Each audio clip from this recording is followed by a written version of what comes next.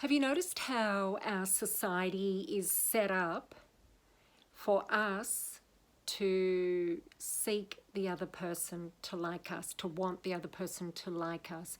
And we meet someone or a group of people, or maybe it's your family that you haven't seen for a long time, or you're going on a date, and you can feel anxious because it matters that the other person or people like us, that they view us favorably.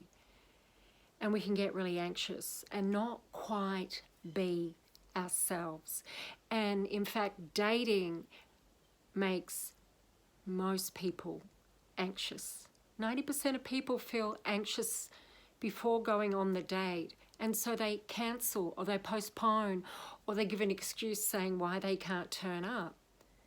Because if you turn up and you're anxious, then the chances of you not being liked, you not being related to favorably, that risk of not being liked has just gone up through the roof. It's just doubled because you're anxious.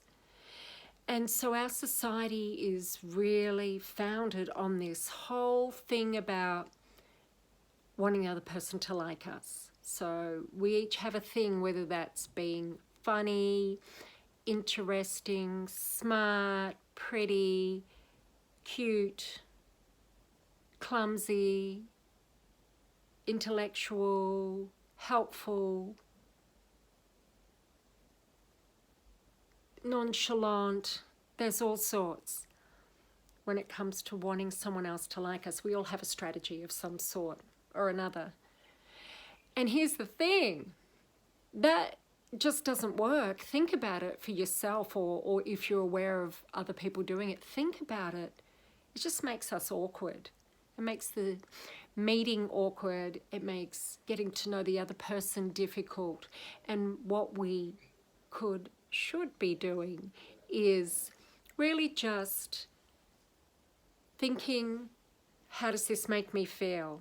When I talk to this person, how does this make me feel? And just scanning our body, just gently being with ourselves, present in the moment, and really just connected to how we feel when we're with the other person or people.